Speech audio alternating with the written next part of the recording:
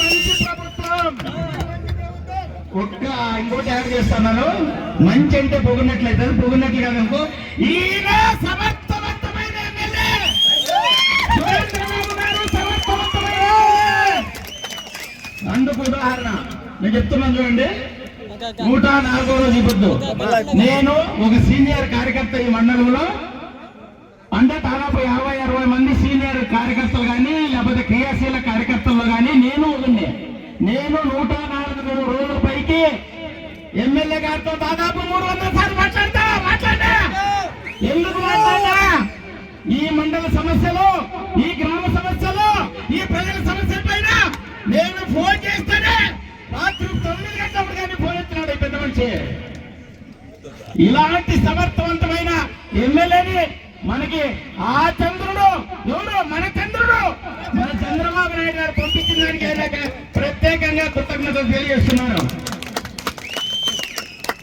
మన పెద్దలంతా గంగమ్మ జాతర చేయాలంటే పోలీసు నిబంధనలు ఒప్పుకోవు, డీజీ పెట్టకూడదు అని చెప్పేసి మన ఎస్ఐ గారు ఆయన విద్యుత్ నిర్వహణ నెరవేర్చారు.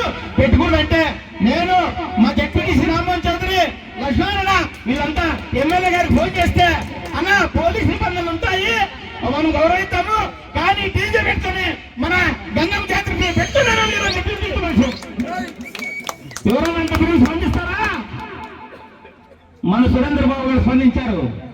నిన్నగాక మొన్న దాదాపు 13 రోజులు సత్యసాయి బాబు కార్మికులు అయితేనేమి, శ్రీరామ్ రెడ్డి కార్మికులు అయితేనేమి, మళ్ళీ వాళ్ళకి జీతాలు రాక, గత ప్రభుత్వంలో జీతాలు రాక వాళ్ళు బజార్ను పడితే ఇంతకు ముందు వాళ్ళు నివారణ ఇచ్చేస్తే 3 నెలలు పట్టించుకునే వాళ్ళు లేరు, 4 నెలలు పట్టించుకునే వాళ్ళు లేరు.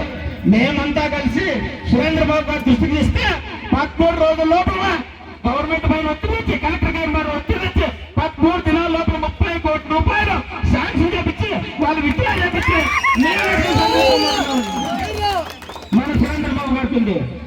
మరి మన చంద్రుడు ఏ విధంగా అయితే నిరుద్యోగులకు హామీ ఇచ్చాడో ఆ హామీలో భాగంగా ఫస్ట్ సంతకమే టీఎస్సీ సంతకం పెట్టాడు. 16,000 మందికి ఉద్యోగాలు ఇప్పిస్తానని ఆయన ఆడు చేస్తే మన నియోజకవర్గంలో మన ఎమ్మెల్యే టీఎస్సీ ఎవరైతే పోతున్నారో 1000 మందికి 3 నెలలు 230 దినాలు 3 నెలల పాటు వాళ్ళకి భోజనాలను చేసి, మన రాష్ట్రంలోనే మంచి సాంకేతిక నిపుణులను చేసి వాళ్ళందరికీ కోచింగ్ ఇచ్చి ఈ రోజు 400 మంది సెలెక్ట్ అవుతారో 500 మంది సెలెక్ట్ అవుతారో అనేంత కళ్యాణం నుంచి అనేంత మాట్లాడాలని నిర్వహించిన మన ఎమ్మెల్యే గారికి కృతజ్ఞతలు.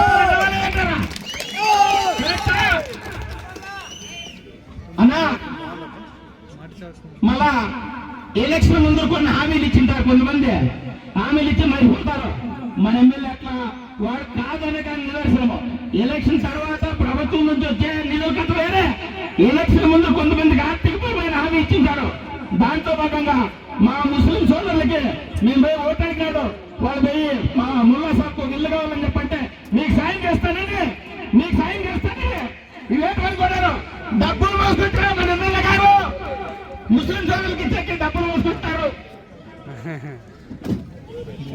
ఇలాంటి మంచి సమర్థవంతమైన ఎమ్మెల్యే గారికి మాట్లాడాలి చాలా ఉంది. చాలా సమస్యలపై ఆయన స్పందించినాడు.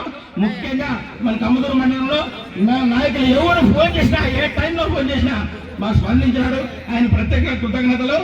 మళ్ళా విజయవాడ వరదల గురించి చెప్పాలా, మన ముఖ్యమంత్రి మన మంత్రులంతా 10 రోజులు ఆడ అలసాట్ల పాటికి చేస్తే మన ఎమ్మెల్యే గారు మనం మాత్రం ఊరుకోకూడదు అని దాదాపు 150 మంది 200 మందిని ఇక్కడ నుంచి మమ్మల్ని అందరూ పిలుచుకొని పోయి 10 లారీలు కూరగాయలు బియ్యము అన్ని కలిపి విజయవాడ తీసుకొస్తే ఈయన దాదాపు 4 రోజులు అదే కార్యక్రమానికి ఈయన కేటాయించడం జరిగింది.